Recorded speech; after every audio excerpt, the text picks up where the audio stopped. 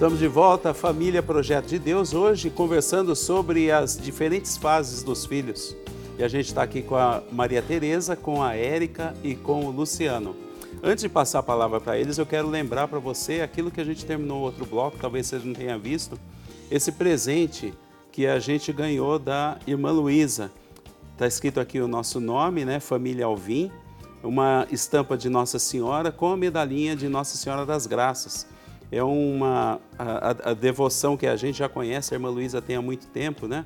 E ela mandou esse presente para a gente. Então, muito obrigado para você que ligou para o nosso call center. E você não ligou ainda, quer ganhar esse presente com o nome da sua família aqui, liga para o nosso call center 19 3871 9620.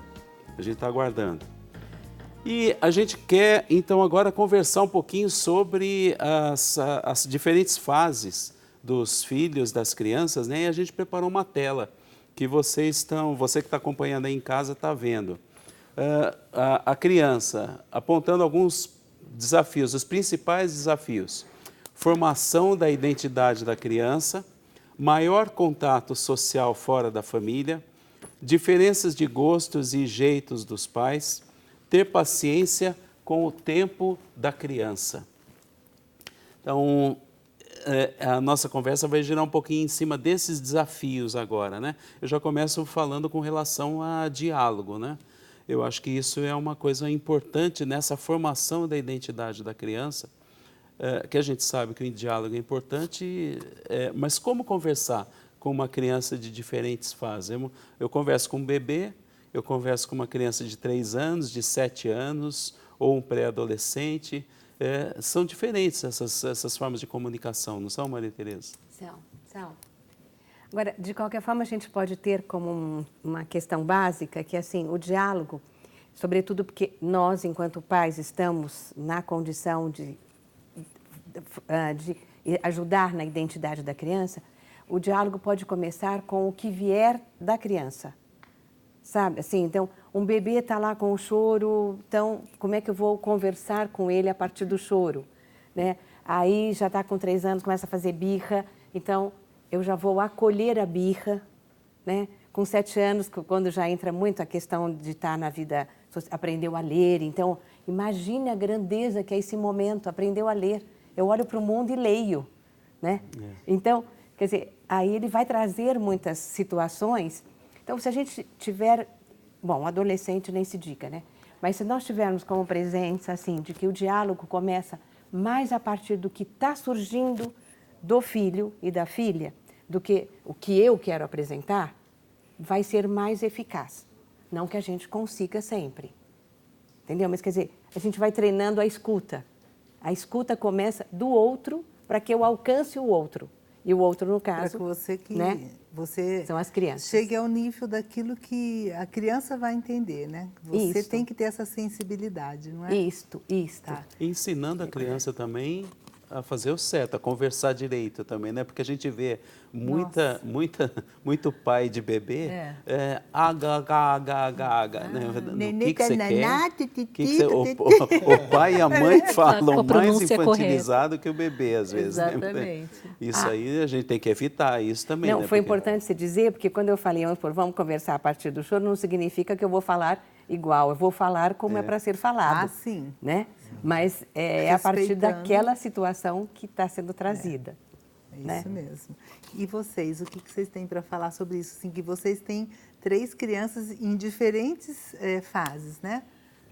Fases diferentes e, às vezes, temperamentos diferentes, né? Sim. Então, a gente tem que conhecer muito a fundo a individualidade de cada filho para a gente saber qual que é o jeitinho que a gente vai tirar as coisas deles, né?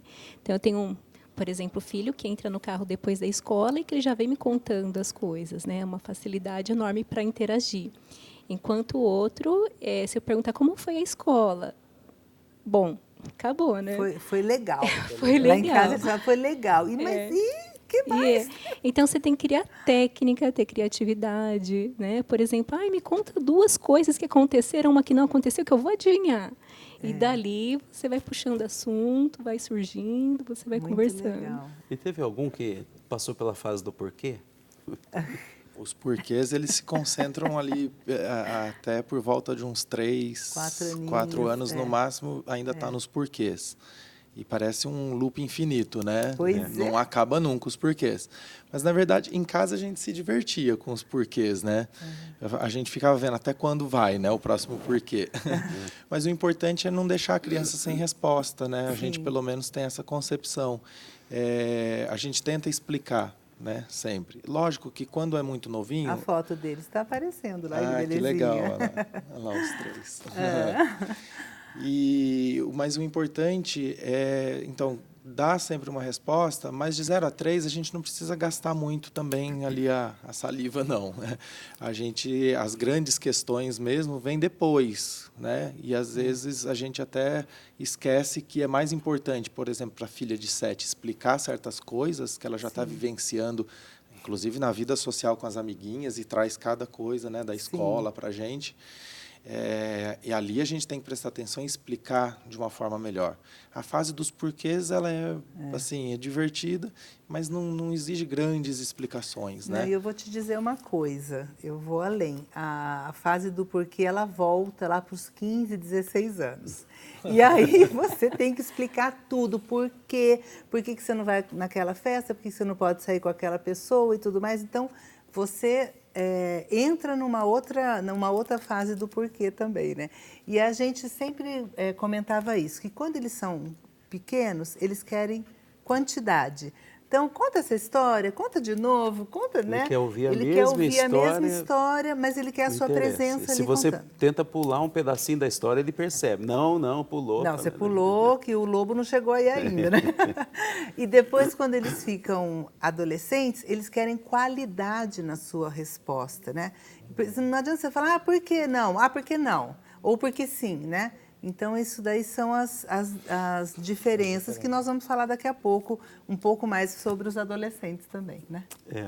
É isso mesmo? É por aí? Toda criança passa por essa fase de porquê, Maria Tereza? Eu estou, assim, muito satisfeita de estar ouvindo vocês, porque, assim, vocês estão, se eu falei genericamente, né? E vocês aí estão trazendo em situações específicas. Concretas e tal. Não, porque aí o meu filhinho assim e tal, aí vocês que já têm os filhos mais velhos também, mas falando também, então eu fico, nossa, que bom ouvir pais assim, sabe? Né? Tal. Que bom. Então, de fato, que todos vocês ouçam isso e tomem isso como uma possibilidade de também fazer, né? Mesmo quando não parecer possível. É verdade. Érica, e tinha naquela tela que a gente viu agora há pouco, tinha uma questão que era o maior contato social fora da família, né? Então, o Luciano mencionou isso aí, né? Quando começa a ir para a escola e tudo mais, né? Como é que vocês lidaram com isso? A hora que ela sai, ela começa a ver que existe um outro mundo além da mãe. Como é que você lidou com isso? Foi fácil levar para a escola, não foi? Você fala enquanto bebê? Ou já que idade que eles foram? Como é que foi? Os meus 3 foram com 1 ano e meio, né, para a então escola. Já começaram logo... O primeiro é super difícil, né? A gente vê 1000 escolas, aquela insegurança, mas na época eu trabalhava período integral, então precisava. Então, assim, ao escolher a escola também, nós conversamos muito o que a gente quer para os nossos filhos, qualquer formação, não só pedagógica, mas a questão da formação mais humana, né? E a gente visitou muitas escolas e a gente escolheu, na época, uma escola que tinha muito a ver com a gente, né, com aquilo que a gente queria para os nossos filhos. E aí tem todo um processo de adaptação, aí você vai vendo a segurança que você vai sentindo com aquela escola, aí você vê que a criança fica bem. Às vezes, no começo do primeiro filho, ficava lá 3 dias espiando para ver se estava tudo certo, né? Mas aí você vê que a criança fica melhor do que você e tudo dá certo. Vai tranquilizando, né? A escola é o primeiro contato social, né, fora da família, né, até de um núcleo familiar mais estendido ali, os avós, tios, etc., primos. Mas dentro da própria escola esse convívio social vai mudando bastante, né? Primeiro é confiar mesmo, né, nos professores, etc., e estar ali com famílias que talvez compartilham um pouco do que a gente acredita, né? Mas depois, quando eles vão crescendo, eles vão querendo já ir na casa do amiguinho, já começa a festinha. Hoje em dia, algo que a gente toma bastante cuidado, já para a Beatriz, de 7 anos, que tá uma onda de fazer festinha e só convidar as crianças. Então, agora, recentemente, a gente trocou de escola e a gente não conhece ainda as famílias. A gente gosta de conviver com as famílias e saber onde ela está frequentando. Muito importante. Eu acho também importante isso, né? Conhecer a família. Então, não é em toda festinha que ela vai, né? Aí vem o porquê. Isso, mas por quê? Né? Mas, de certa forma, é tranquilo, né, Érica? A gente lidar com isso, né? E com ela entende. Mas existe sempre um olhar nosso, né? Certo. Onde é que ela está frequentando? Será que é legal ela ir sem a gente? Né? Então, é mais acompanhar mesmo os filhos, estar atentos, né, com as amizades, as famílias que ela interage, os amiguinhos. Certo. Maria Tereza. Não, é que me ocorreu acrescentar algo assim, porque muitas vezes as crianças, mas por que não, né? Por que e tal? Eu apenas assim, que não cheguemos a dizer assim, porque tal família ou tal pessoa, porque aí nós estaríamos talvez fazendo algum julgamento. Isso. Então é importante, não, meu filho, é porque é melhor agora não. Sabe, às vezes alguma resposta simples, nesse momento, mais tarde não, na adolescência, mas Sim. nesse momento, para que não fique entrando assim, julgamento, sabe? Porque a criança ainda não está no momento, ela já está fazendo as suas escolhas, quem é que eu gosto mais, com quem eu me encaixo melhor, mas, né, até para que a gente siga isso. E ela não entrou ainda na fase do todo mundo faz, todo mundo pode, por que eu não posso? Todo mundo, né? Então, aí a gente fala assim, mas você não é todo mundo. E aí eles querem morrer com a gente, né? Porque a gente já vem com essas respostas meio prontas. E eu queria colocar uma coisa para vocês. Quando a chegada de um novo irmãozinho gera ciúmes ou depende muito de como o casal vai tratar esse novo membro da família? Tá. Eu acho que depende um pouco da faixa etária também, né? Me falaram na época, acho que a pedagoga da escola, que por volta dos 3, a partir dos 2, a situação seria mais complicada. E a Beatriz, que foi a filha única até 1 ano e 7 meses, nessa fase, então, foi um pouquinho mais fácil receber o irmãozinho. Ela era uma bebê. Só que nós também nos preparamos para isso, né? Então, o que a gente fez? Aquelas coisas que o pessoal indica. Vamos levar um presente com a chegada do bebê em casa. Toda oportunidade, né, nos primeiros dias que eu estava descansando, amamentando, licença paternidade é muito importante, porque o Luciano ia passear, ia dar atenção, e principalmente o envolvimento dela na ajuda com o bebê.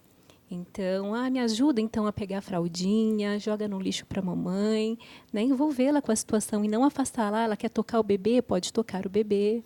Né? Era o bonequinho dela também, né? Mas a gente já envolveu desde a maternidade, né? Ela foi fazer a visita, a gente deixou pegar no colo, né? Nada daquele negócio de não pegar o bebê e tudo, lógico, né? Lava a mãozinha e tudo, tá tudo bem. Mas ela foi visitar, ela tem a foto dela. Tiveram pequenas situações, sim, mas que aí a gente foi contornando. Lembro que depois que acabou a licença paternidade, era eu com eles em casa. Então, amamentava muito. Ela me falava, põe ele no berço. Então, assim, a oportunidade que eu tinha de colocá-lo para dormir era a atenção que eu dava para ela. Então, sempre atenção aos mais velhos, né, nessa fase. Isso é importante, porque os mais velhos, eles não sentirem que eles perderam a mãe, né? Então, como o nenê, ele dorme bastante, então deixa o nenê no berço e vai cuidar dos outros, porque os outros estão ali carentes, não é isso, Maria Tereza? Isso. Existe mesmo, só completando a pergunta, existe mesmo ciúme, então? Tem criança que tem e como que a gente lida com isso? Eles já deram algumas dicas, né? Eu acho que as dicas que vocês deram de como lidar me parecem muito pertinentes, de fato. Agora, é inevitável ter, porque o objeto amado da criança é aquele, é a mãe, é o pai, e de repente não é só meu aquele objeto amado, sabe? E isso vai ser uma experiência que nós vamos viver em diferentes etapas do desenvolvimento. Agora, eu não sei se você concorda comigo. Essa coisa dos ciúmes, às vezes o adulto, a criança não sabe dizer o que é aquele sentimento. Aí o adulto fala, ele está com ciúmes, olha, ele tem ciúmes. E o adulto acho que enfatiza isso. E o ciúmes não é bom, né? Não é um sentimento bom. A gente tem que dizer, não, mas ele ama o irmão, ele não está com ciúmes. Porque às vezes a gente precisa tomar muito cuidado, porque a criança entende, né, que o outro irmão de repente é um concorrente. E ele ganha atenção. Ai, olha, ele, como ele está com ciúme, ele está conseguindo o que ele está querendo, né? Ele está querendo chamar atenção. Se ele percebe que ele manifestar o ciúme, não controlar esse sentimento dele, ele traz atenção para ele, ele vai ficar mais ciumado ainda. Então, Mais birrento. não reforçar isso, né? Agora, nesse sentido também, é importante que a gente já comece a ensinar valores cristãos para os filhos, né? Como é que vocês fazem isso lá com diferentes fases? Como é que vocês ensinam esses valores cristãos para os filhos de vocês? Eu gosto muito de trabalhar com virtudes, né? Que é você desenvolver o comportamento. Então, a cada 15 dias a gente trata de uma virtude em casa, de acordo com a faixa etária de cada um. Acho que pequenos atos de piedade, desde cedo, mandar beijo para Nossa Senhora, fazer as orações, né, de manhã, nas refeições, na hora de dormir. Para o de 6 e de 7 a gente já faz exame de consciência, claro que na linguagem deles, né? E eu acho que o principal de tudo é eles verem nos pais a coerência. Então, Deus não é só uma palavra, né? Deus é vivido. Então, o compromisso que os pais têm perante a responsabilidade com Deus, né? De fazer suas orações, de envolvê-los com o terço, com o jeitinho deles. Participei lá de um mistério e estou saindo, tudo bem. Não adianta querer forçar, né? Rezar o terço ou um rosário todo com a criança. Tem que deixar ela naturalmente. Às vezes tem um que entra e reza uma Ave Maria, tem outros que reza 10 e assim vai. Mas o importante é mostrar que a gente eles reza. encaram que é um momento familiar. Como é que eles veem isso? Eles gostam e quando tem alguém dormindo, você está indo para o quarto do outro, já me chamam, mãe, o papai, vem rezar comigo. Então, já vira uma prática, né, para eles.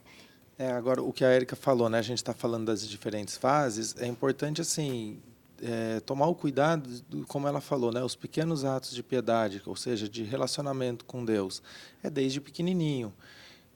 E sem querer forçar e exigir grandes coisas. Então, o simples fato de você entrar na igreja e fazer a genuflexão, você não precisa ensinar nada, eles imitam. Eles imitam. Aí depois você vai explicar o porquê.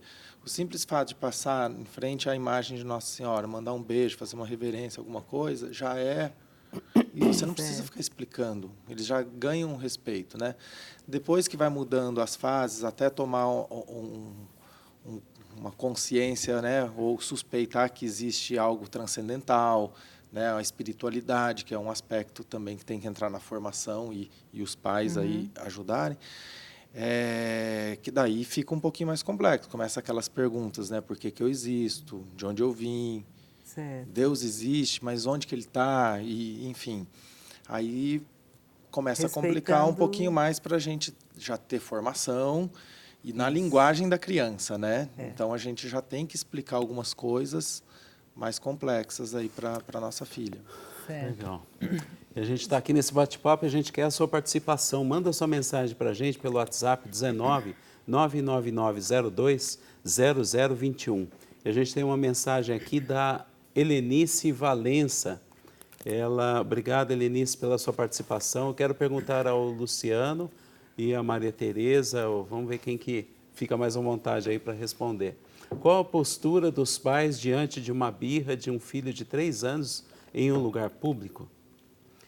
Infelizmente, hoje é bastante comum no nascimento de um filho, a mãe colocar o bebê para dormir na cama com ela e o pai acaba dormindo no quarto ao lado. Qual o prejuízo dessa separação para a educação dos filhos?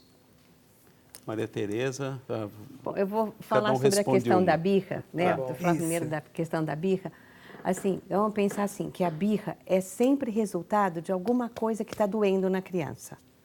Embora ela faça birra e parece que ela está toda assim, muito senhora de si, a hora que ela faz a birra, mas vamos escutar que tem alguma dor acontecendo ali.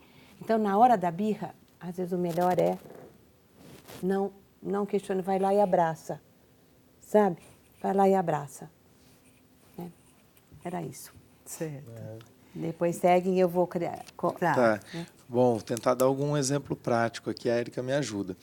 Mas, assim, a gente tem que, antes de tudo, entender o contexto, né? Às vezes a birra é porque está com fome, está com sono, Criança com sono Nossa, mas o dia Uma é um coisa terror, né? incomodando, Como Você uma coisa nota não tá que é o certo. cansaço e ele vai dormir chorando, né? Praticamente assim. E às vezes começando com a birra.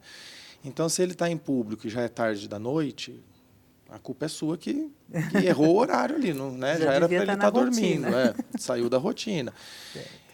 Mas, em geral, a gente tenta primeiro evitar um espetáculo ali em público. Se for adequado e conseguir tirar ali, né, da cena mais pública, né?